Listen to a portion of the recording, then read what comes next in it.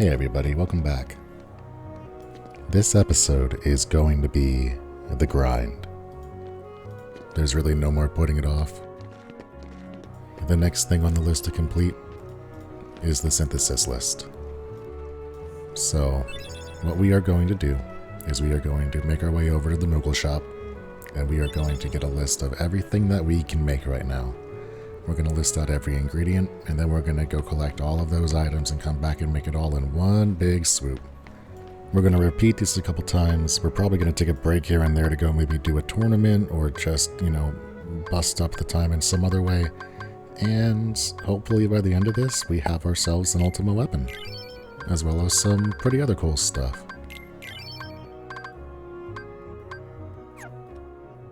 So here's the items we need. I'm going to start at the top with the Fury Stones, and those are in Wonderland. So let's head on over.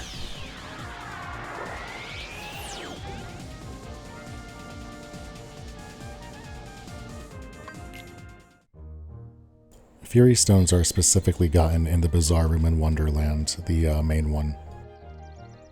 If you zone in and you see floating Heartless and blue caps and red caps and whatnot, just leave, go to the forest, and come back because you did not get the right spawn. But if you enter and you see all of these shadows around the table, then you did get the right spawn and you want to stay in. The trick to this fight is that if you get hit once, they all disappear and you lose the encounter. The positive side of it is that if you use a Roga on yourself, they cannot hit you.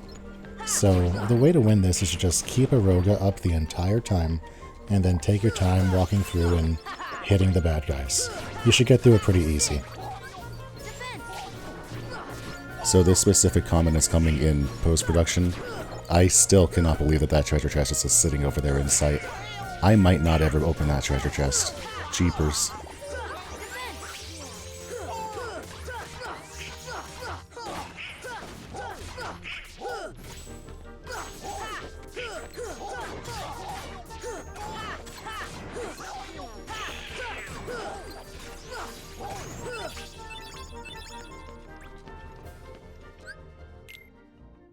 Alright, 2 Fury Stones in one try. So next we need Mithril Stones, and we're going to get those over in Agrabah. Specifically, we're going to the Palace Gates. They are where we fought that Centipede boss. You'll know you have the right room, much like the Bazaar Room. There's 2 different versions of the room. You'll know you have the right room if you spawn in and there are a whole bunch of pots. This boss is called the Pot Scorpion, and it's pretty fun.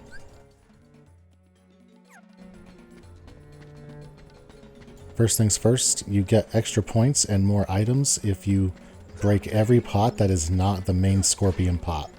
And you can tell which one it is by running around and pushing each pot. The ones that can or cannot be moved will give it away. If a pot can be moved, it's safe, and if it cannot be moved, that's the scorpion. So break everything that's not the scorpion, and then go ahead and break that scorpion and start the boss encounter. You don't have to break this one up here. I'm just being weird.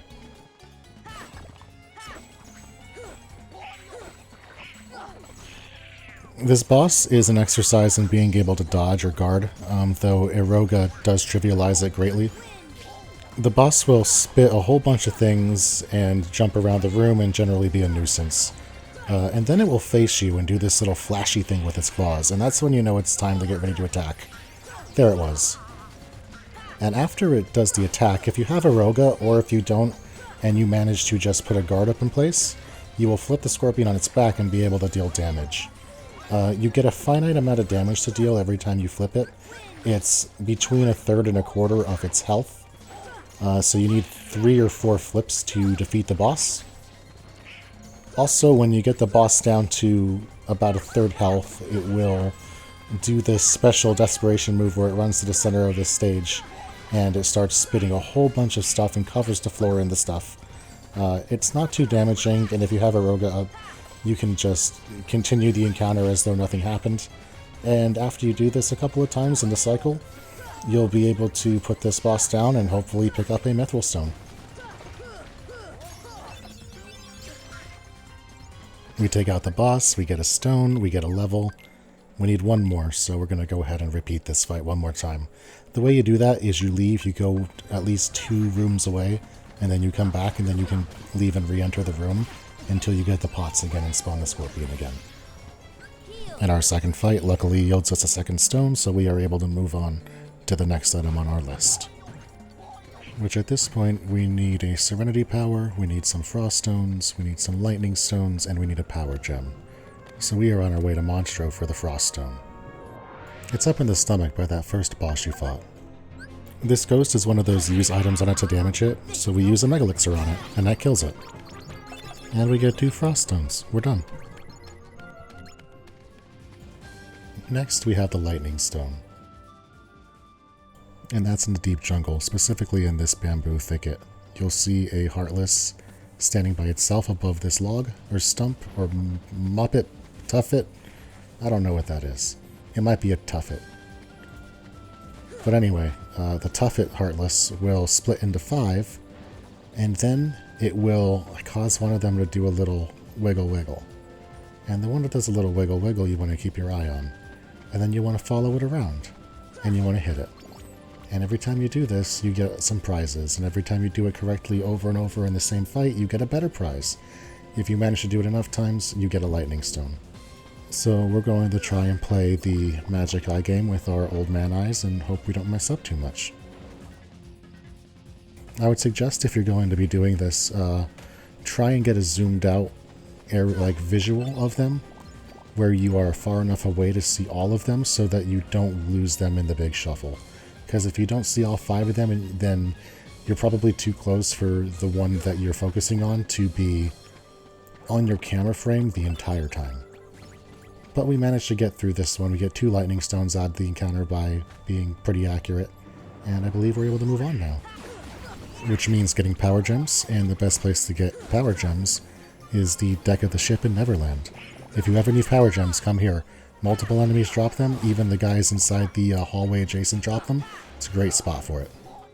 We come back to Traverse Town here, and we decide to make what we can with what we picked up. At this point, I still need the Serenity Power, as well as 1 more Power Stone, because I used one in a different recipe and didn't count that correctly. So I'll have to get a Power Stone and a Serenity Power. We also pick up the 15 item achievement for the synthesis. That feels pretty good. We are over halfway there. Over in Traverse Town, the adjacent district, we have the Power Stone on the Sniper Wild. We've seen this fight before. It's a pretty quick farm. And then finally, it's time to get the Serenity Power in the deep jungle. The way you do this is you show up to the treehouse until you get these white mushrooms that are all frozen solid in place. And you want to walk around and find all of them and cast Stop on each of them in turn. What this is going to do is spawn in a big pink mushroom in the middle of the inside of this treehouse. And that guy is going to let you cast Stop on him. What you do is you cast Stop on that giant mushroom, and then you hit it as many times with as many individual attacks as you possibly can. The more hits, the more XP and reward you get. And at certain thresholds, specifically multiples of 10, you can get a Serenity Power. It's a higher percentage for each 10 that you go up. 40 is like a 20%, 50 is like a 40%, 100 is 100%. It's pretty cool. So we get him to spawn in, and we go ahead and cast Stop. The big thing that I would suggest is getting Ragnarok equipped and using Ragnarok as well, because all of the extra little bubbles that hit can do a ton of damage if we're able to get that off. For now, we're just doing Eroga and swings.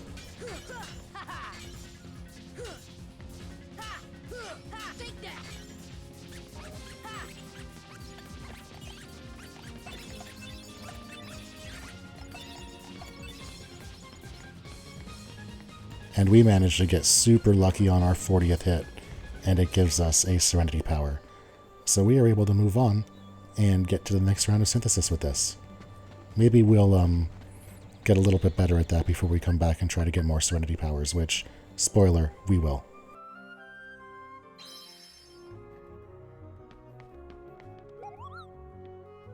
Alright, so we roll back in and we make our 18th item, and we are rewarded for this with Encounter Plus. This is a pretty good ability.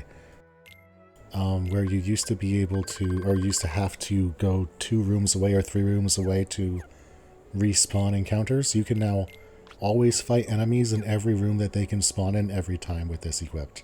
It's pretty good for farming. But right now, we're looking at the next 6 items we can synthesize. It's time to make another list. And here is the list of items that we still need to gather. Let's go get them. I start off by going to Halloween Town. I'd like to get the Blazing Stone taken care of. Though I run immediately into a couple of Whitecaps and decide that I'm going to take this opportunity to get one of the arts. With this one specifically, I managed to get an arrow arts.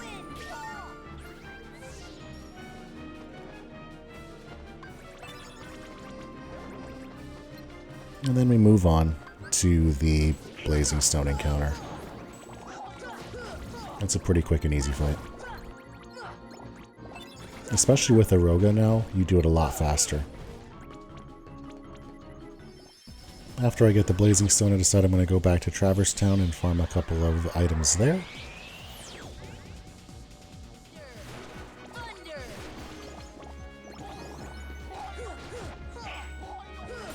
Getting a lot of levels out of this.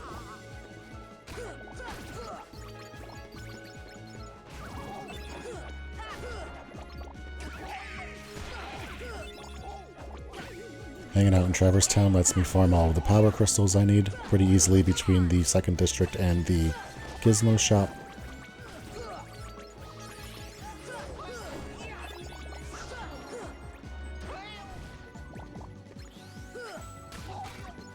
And along the way we also get an achievement for getting more than 10,000 money, so that's pretty nice. That's one of those cool ones you just intrinsically pick up.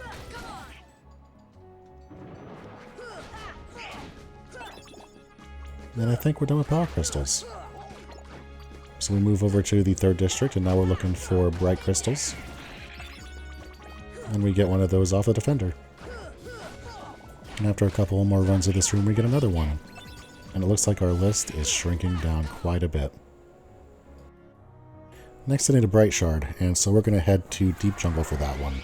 There is a cool way that you can farm bright shards in Deep Jungle specifically, because those are the Whitecaps that let you use the Cure spell. So what you do is you hit them twice with something that is a different ability other than heal, and then you finish them off with the heal. And this gives you a reasonable chance of getting a bright shard as your final item.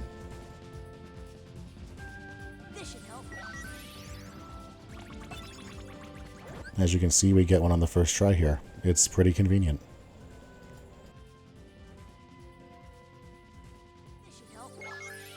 I do a little bit of curative work on this one over here and get both a Mystery Goo and a Cure Arts for my efforts. And then we move on to Neverland. The Dazzling Stones that we're seeking are on the ship deck with this balloon creature.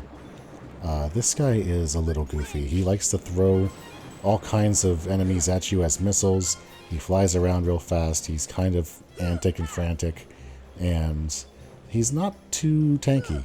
So generally the best way to go about him is to throw on Aroga and try and chase him down and hit with the Keyblade. And usually you get a Dazzling Stone out of the fight. I also pick up some Power Gems and Lucid Crystals while I'm here. And I also, while farming Dazzling Stones, run into some of these bouncy truffles, and I'm really lucky with getting Mystery Goos, especially out of the 10 spots. There it is, 2 in a row. But we finished the Power Gems, and we generally have what we need here, so it's time to move on to the next world, which is Monstro. We're going to go here and farm some Blazing Shards. And the best way to do that is to go between rooms 2 and 5. Right at the top there's a big old spawn, so we go there, and we get a pile of Blazing Shards, and then we go back to Neverland. And the point of Neverland is to get Thunder Shards, which you get at the cabin ship hold. There's a pile of these yellow Nocturnes sitting in this basement, and you can just go in and out of the door and farm them over and over to get all you need. I realize I still need Lucid Gems from Halloween Town, so I fly back there. We take the long way, and then I end up getting the achievement for shooting down enemies with your gummy ship, which that's pretty nice. Then we pick up a Fire Arts, and we move on, and we kill a couple more of the White Knights on the hill, and we get our Lucid Gems. And then afterwards I realize I still need one more Mystery Goo, so we go back and we just start farming the Neverland ship until we get some caps. It's easy to get them here where you can fly, and I push through that one. And now with that list complete, we can return to Traverse Town and synthesize all of these items. Just down the list we go.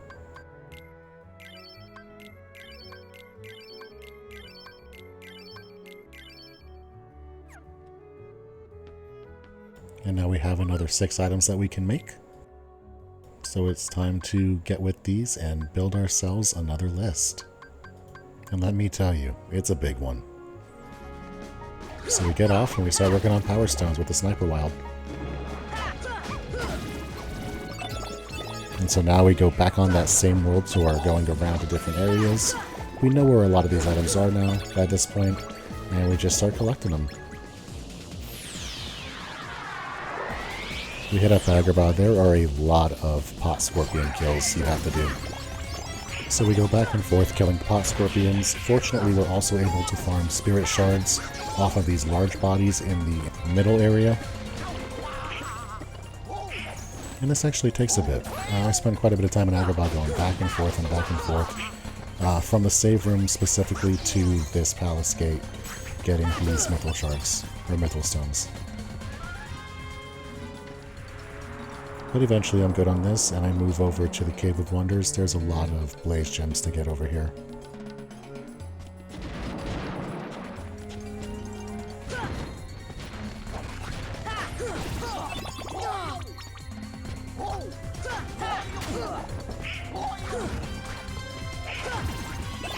And aren't we just lucky?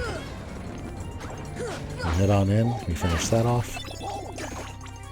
And then I realize we need more of the blazing stones, so we make our way back to Halloween Town, and we start beating up our fun buddy. With Arrow, this is a much more manageable fight. It goes a lot faster. And after that, we decide it's time to go be a fish, and I decide to go farm Atlantica for a bit for the Frost Gems and the Thunder Gems. This is a pretty cool place because the Triton's Palace area and the area just outside of Triton's Palace, where you go to the grotto and the sunken ship through the shortcut. You can just go back and forth between these two zones, and right at the entrance of each of them is a spawn, or multiple spawns, of enemies that will drop both the Thunder Gems you need as well as the Frost Gems that you need. So I just go back and forth between these. Also, look at that, we get Lucid Crystals out of the Dark Balls. It's a pretty lucrative spot for both XP grinding as well as item farming.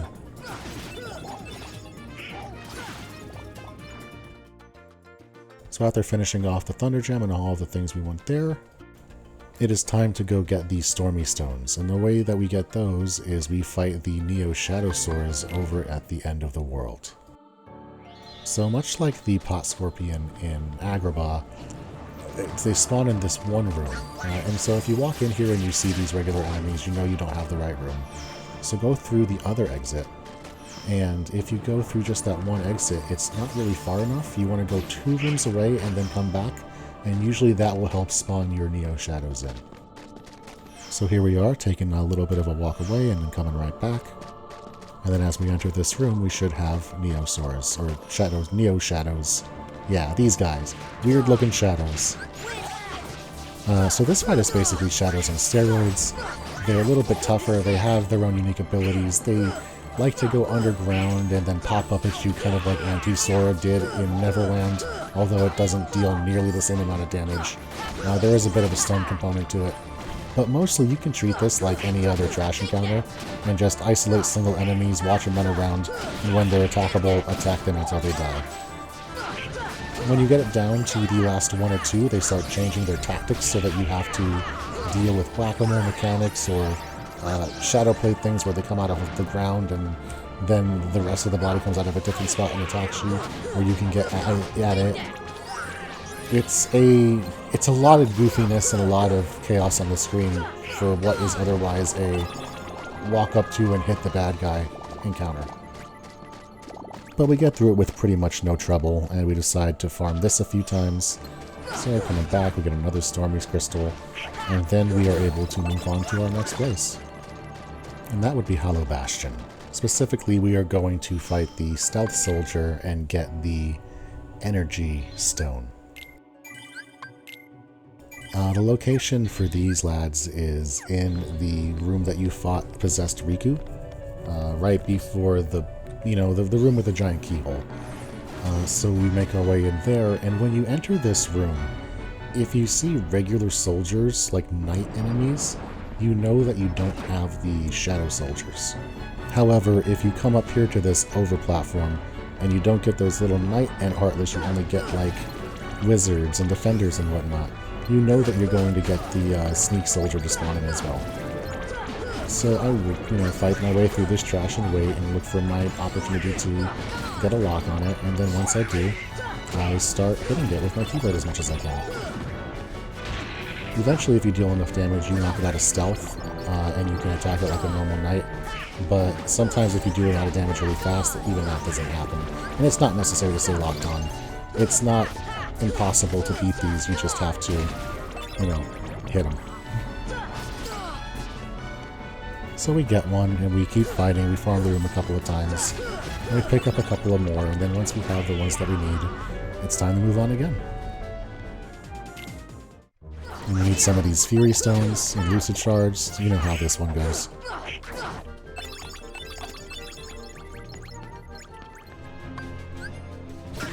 And we've also seen the ghost before, so we tried a couple of our Mega Elixirs for Frost Stones.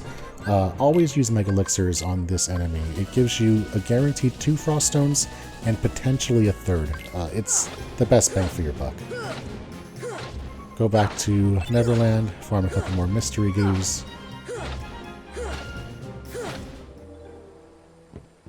And on top of the Neverland ship, in the Crow's Nest, there's more Recalcum. That's a really good enemy. Or a really good item to pick up. This is a pretty cool enemy, but we take him out pretty quick.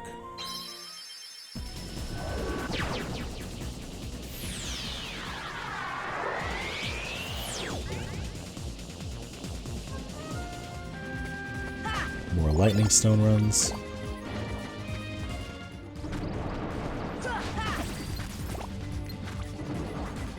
And I farmed the little monkeys over here for power shards. That's pretty easy.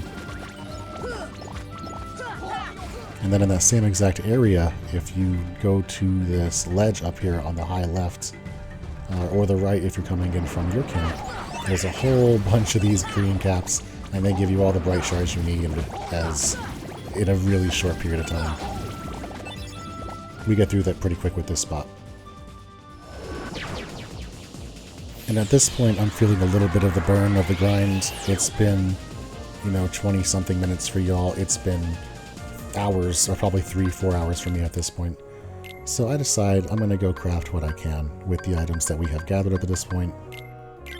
I know I'm going to be short on a couple of things. Specifically, I do not have the Orichalcum, the Dark Matter, or the Serenity Power that I need to finish these crafts. And there may also be some other things that I have to get a deeper stock of, but I'm not sure without looking at the list right now in post-site. But we put this all together, and I'm just not feeling like I want to do grinding, so we're going to take a break here. And we put on all of our magic gear, and there's a reason for that. I am going to take on a boss. I'm bored. So we're going to go give the Phantom a try in the Clock Tower. One of the reasons we're doing this is because... One of the main reasons we're doing this is because we want to be able to get a higher score on the pink caps that we use the stop casts on to get Serenity Power easier.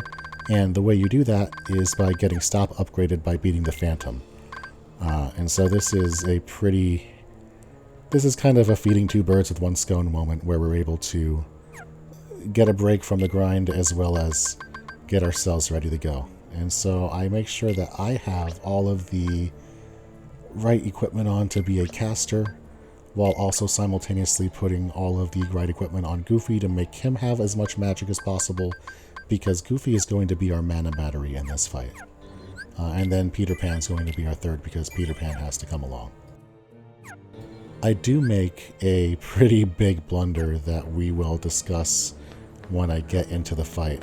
In my rush to set everything up, I forget one thing, and it does matter a bit. But for now, here we go, to the Phantom.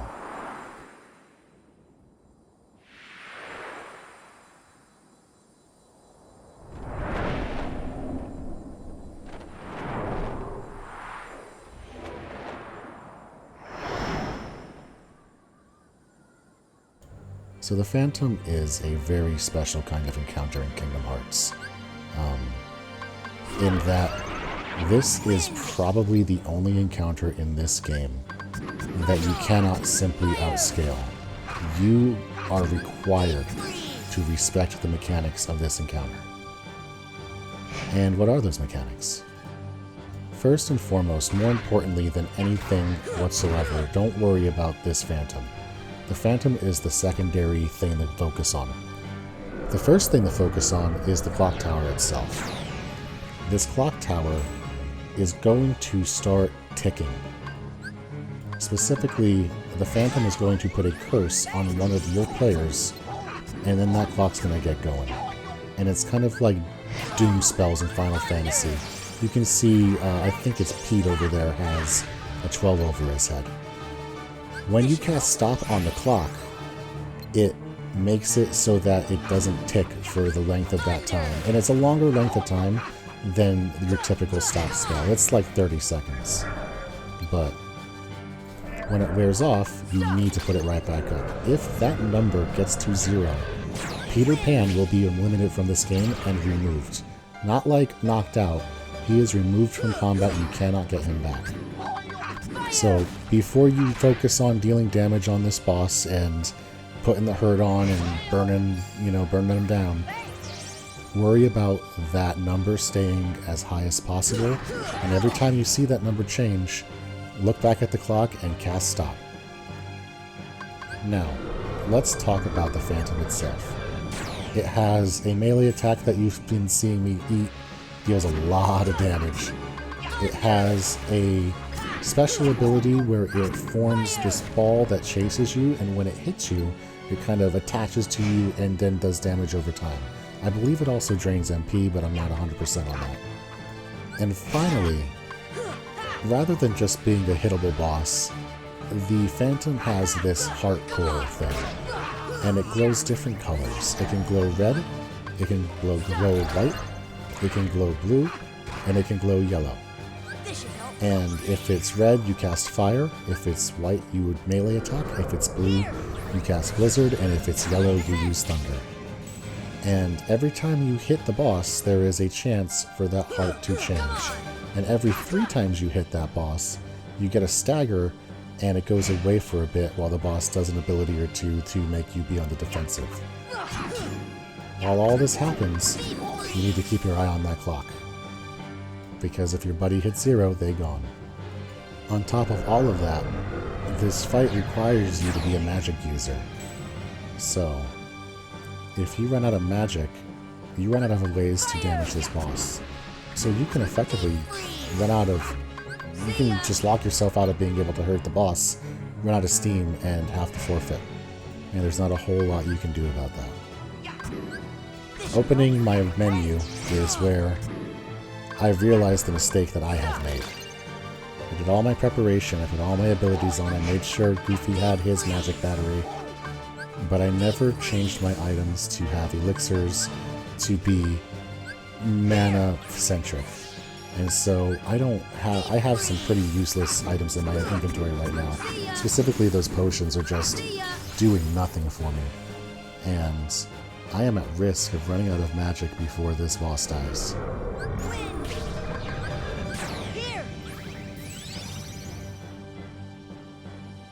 So we pop our elixir, and we hope for the best, and we keep doing as much damage as we can, while also keeping a weather eye on that 6 above Peter Pan. Because we don't want to lose anybody. Our friends are good at taking focus here and there. Goofy provides us with mana, and Peter Pan is really good at getting nice crits on the physical phases, so everybody's valuable. Everybody's needed.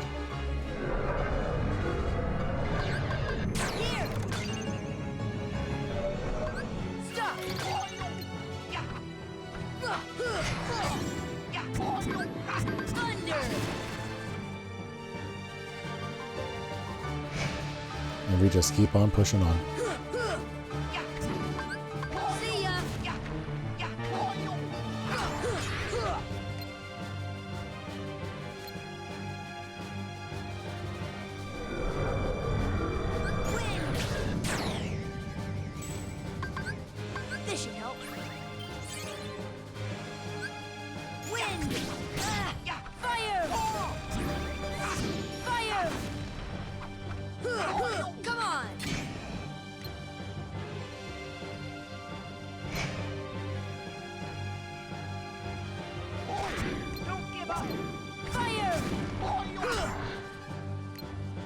For this orb that the boss casts that deals the damage over time to you, remember that you can use Hiroga to deflect it. That's a pretty big defense mechanism you can have. Unfortunately, I am a split second too late on that cast, and we have lost Peter Pan. However, the boss is down to less than a bar of health. We have 5 bars of mana, and things are looking generally okay.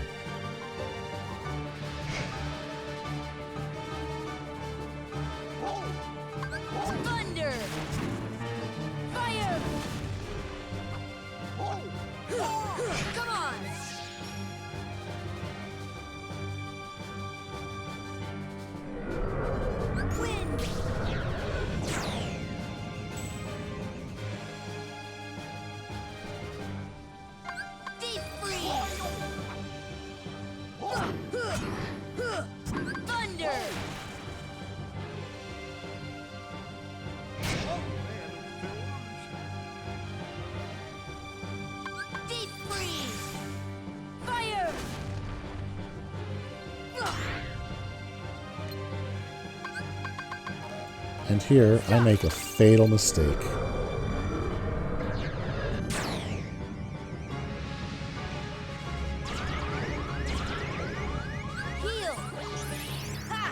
I need to be saving that mana because I am out of ethers.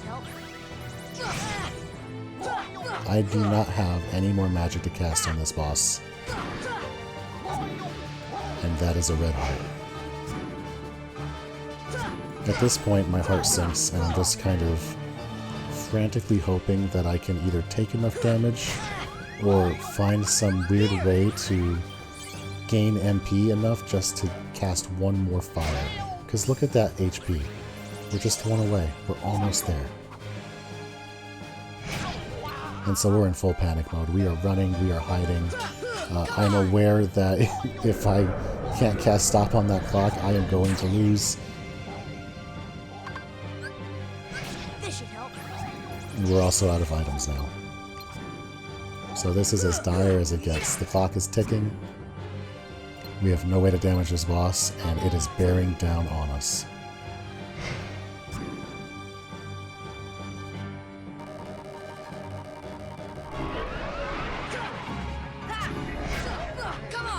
This hopeless flailing is really, for my own catharsis, more than anything else. So I try to run away from this orb, and at this point something weird happens. I pause the game, and I think to myself, is there any way to get mana whatsoever? I just need a breather. And so I'm on my phone looking it up, is there a way to get mana on the Phantom fight? And I don't find anything, and I figure whatever, I'll face the music. And then I unpause my game, and when I unpause my game, the heart has turned from red to white. I'm not going to look that gift horse in the mouth, and so I just start swinging, and we get a win. I don't know what happened here. I don't know if enough time passes, it just intrinsically changes color. I don't know if me pausing did something. I am legitimately confused. If anybody knows what happened there, please let me know. But ultimately, Phantom decides, nah, you did a good enough job, and feeds us an easy dub. Also giving us Stopka, which is really going to help with getting the, hey, an achievement. Which is really going to help with getting the Serenity powers off of the pink caps in Deep Jungle. Which is precisely where we're going to go next. And with our upgraded stop ability, as well as our magic equipment all on, giving us the most capacity for stop possible, we give this another go.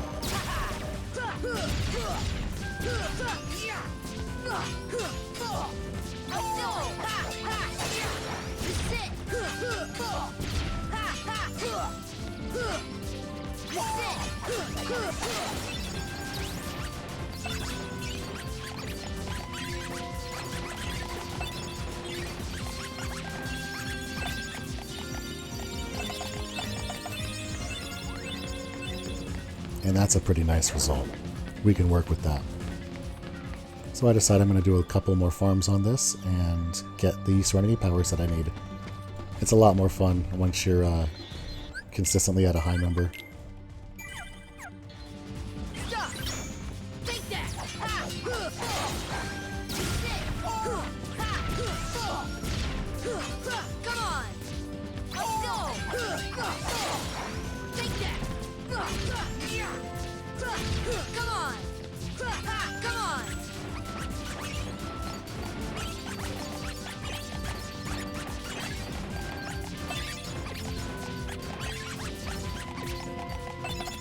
Nice.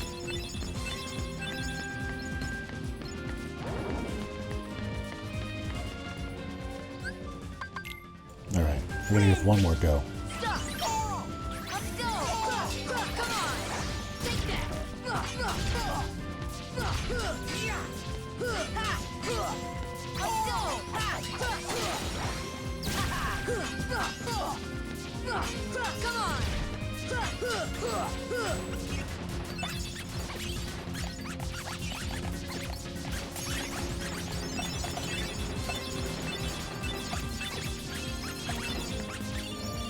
And that's another good number.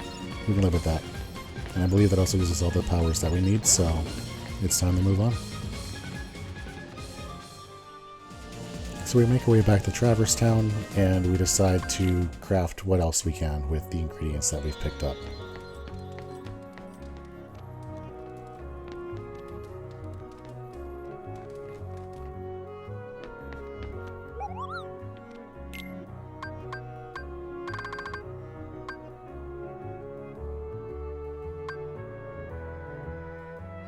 It isn't much, but it's still nice. We're still orichalcum and dark matter short of our goal. So it's time to go gather some dark matter and orichalcum, but also it's time to take a bit of a break. So first, we're going to make our way on over to Neverland, specifically because we have been in this save file for 25 hours. Our clock tower is set to 1 o'clock. And inside the 1 o'clock window at the clock tower, you can come here on every hour for each door and kind of get like an advent calendar thing going. We get an orichalcum for that. Afterwards, we make our way on over to the Olympus Coliseum, and it is time to do some timed cups, both for a little bit of fun and also because we get rewards that are relevant to our current interests. So we talk to Phil, we say, Phil, give us that Pegasus and set us a time. And we're going to blast through this now. Enjoy.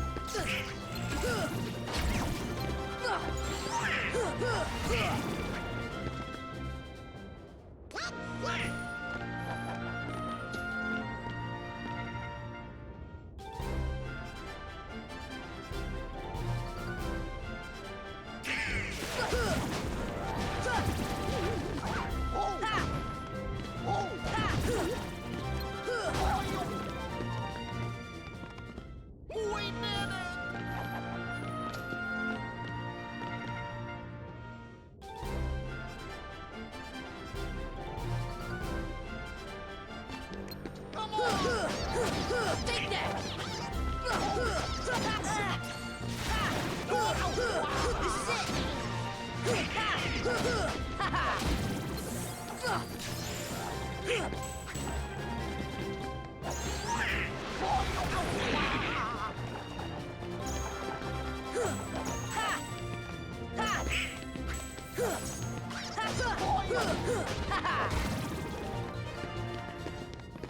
Nothing to it.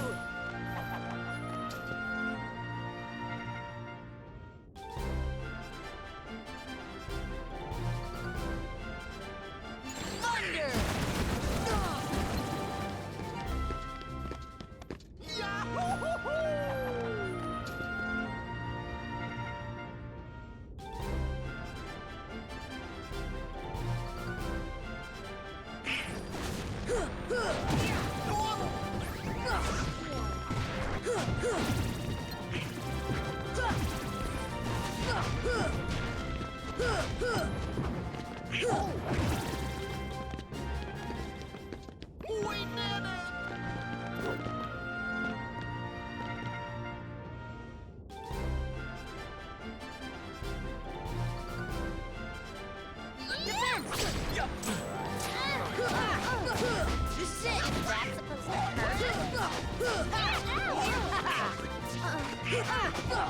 Take that!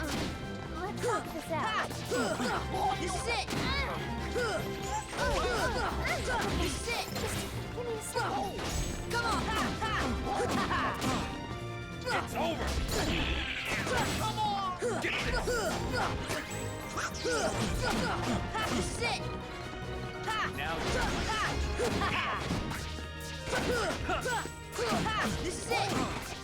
no way I can lose. Not too bad of a tournament. 54 seconds remaining. And for our efforts, we get a dark matter. That's pretty nice. So while I'm here, I decide, you know what, we did one, let's do the other. So I walk up to Phil and I say, Phil, give me the Herc Cup. Same size. So here's a Herc Cup, timed.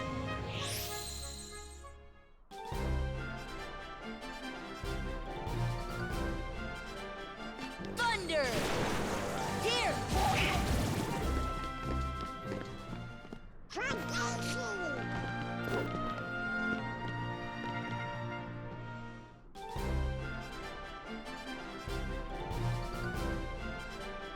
Here! Here!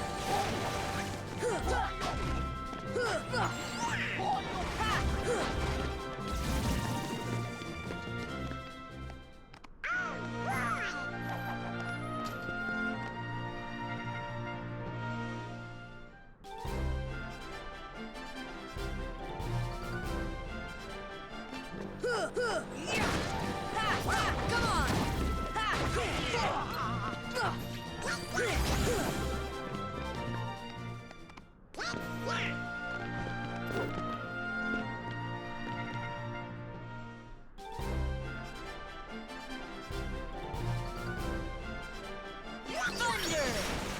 Here! Here! Come on! Come on!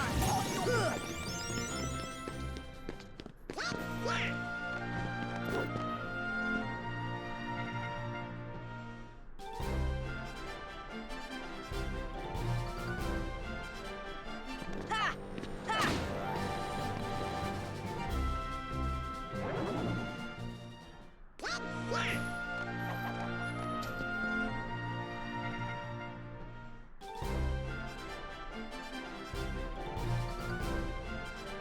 That's the best you can do? Come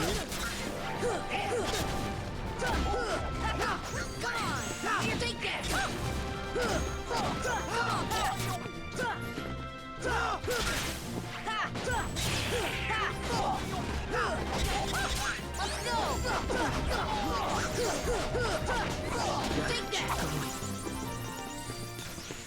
Nothing to it.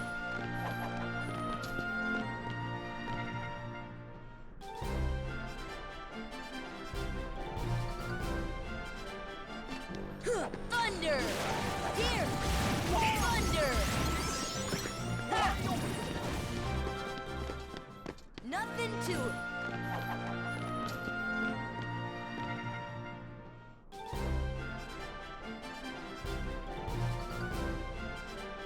Thunder! Thunder! Ha! Come on! Not bad.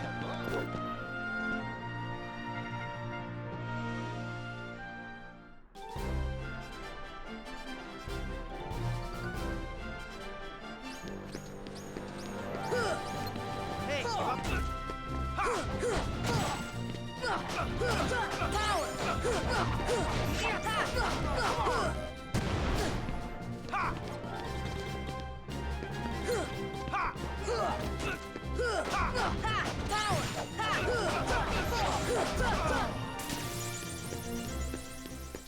That's the power of the Keyblade. And with a minute and a half to go, we finish our Herc Cup, and we are ready to move on. Though, I sit for a minute and I really think about it and decide, I want to fight one more thing here. So, I go ahead and I get everything ready for a big bad boss encounter. Because we are eyeing up that gold match. Yep, I would like to take on the Ice Titan. I think we're very reasonable level for it, and I think we have more than enough gear to go through it.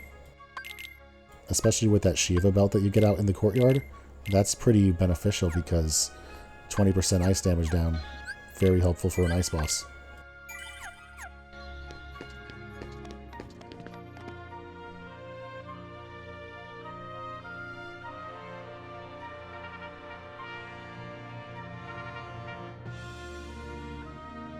Take a couple deep breaths, we make sure we're prepared. And then I stop and I think about the Phantom fight I just did. Did I do everything I want to do? Is everything set? I'm not quite sure. So we take a look at our equipment, and we decide that I don't really feel like being a caster, so let's move things over. Ooh, 40%, not 20%. That's a big deal. We probably want that on.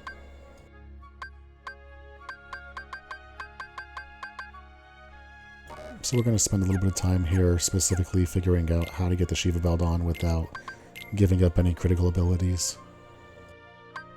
It doesn't take too long.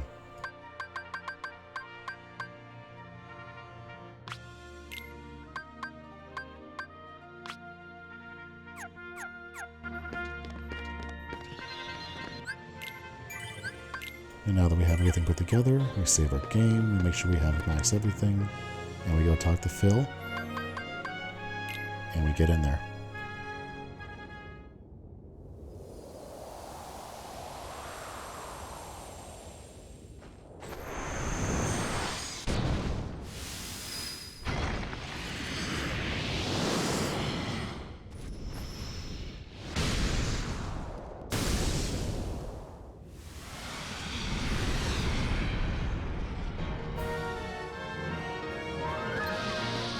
Alright, so welcome to the Ice Titan.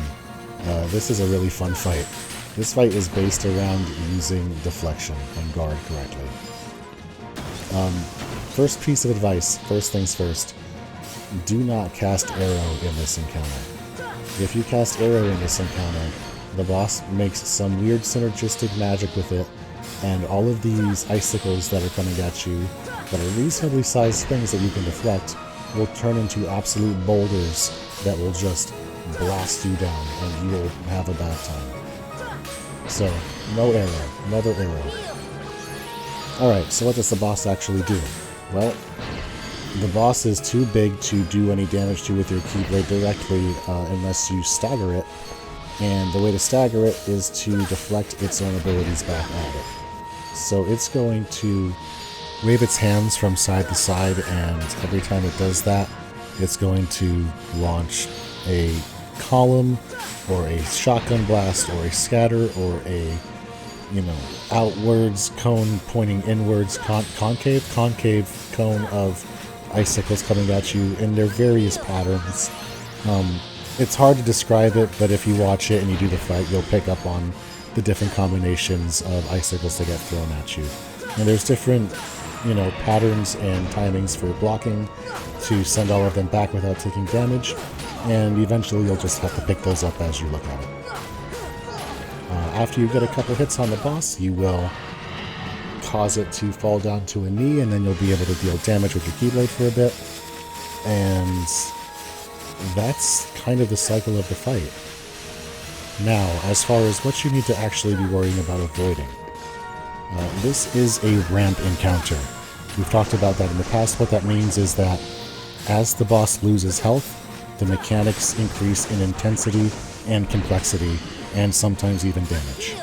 The way that this boss ramps is in the addition of new abilities as it loses health, as well as more complex patterns in the icicles that it throws at you. I'm going to list the boss abilities that you need to look out for in the order that they start appearing based on lost health, and I'll also give you a quick heads up on what to do about each one of them. The first thing to think about is the stalagmites that they make. The boss will occasionally cause a whole bunch of blue circles to appear on the ground underneath you, and shortly thereafter, icicles will erupt from them, doing damage if you're in the area. So you just want to make sure you're not standing on top of any of them. If you are, take a step to the side. The second mechanic that the boss introduces is an ice breath. It will do a big sweeping breath, and if you stand on the ice that it makes, you will fall over. Roughly at the same time as the ice breath mechanic being introduced is this ice falling from the sky mechanic. That's where the boss waves his arm, and above you, 3 large boulder-sized icicle spheres will fall down. The way to handle this is to just run a quick 360 in place.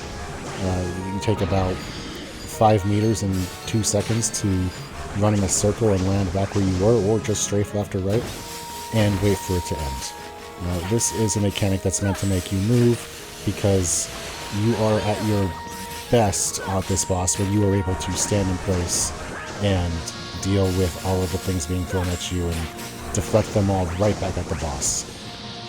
So at this point, the fight is keep an eye out for the breath for the breath in front of you, the icicles above you, the stalagmites below you, and the shards coming towards you from the front.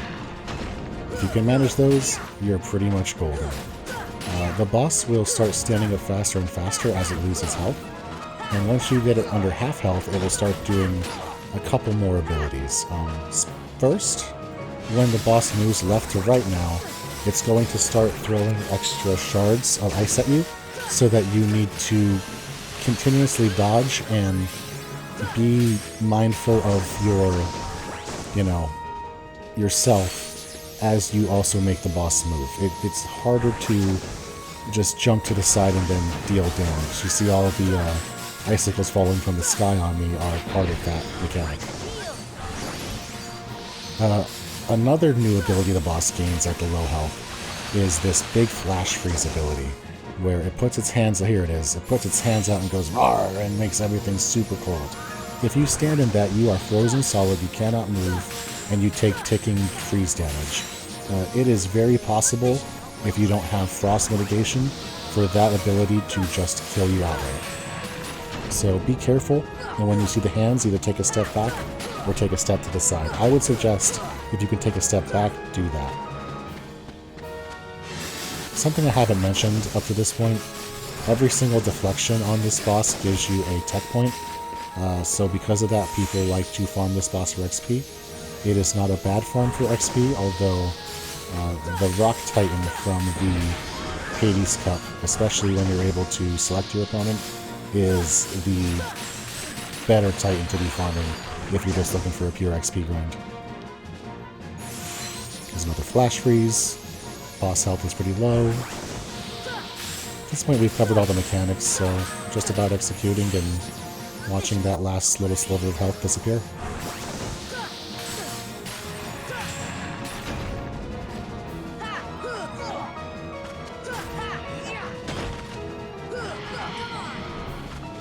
Excellent.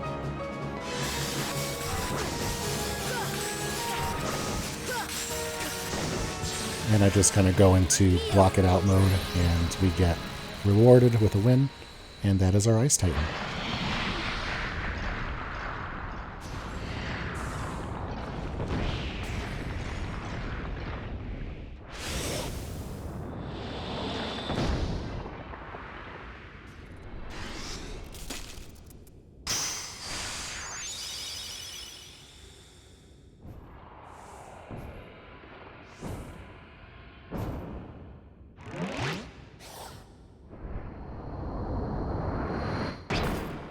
Kind of messed up, Sora.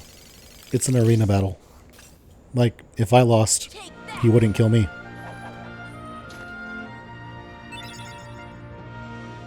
There's Diamond Dust. It's a good Keyblade if you're a magic user. We're not. But we're still happy for it, because we need it. At this point, what we got left is more Dark Matter and Orichalcum grinding. And I think that's something we're going to save for next episode. We have done a lot today. We have gotten a lot of ingredients gathered, and we've gotten through some tournaments. We've gotten through our time trials. We finished the gold match. All kinds of good achievements and accomplishments. And next time we'll just keep pushing through with more fights and more gathering. So if you have watched up to this point, I just want to say thank you so much for hanging out. And until next time, be good to each other, y'all.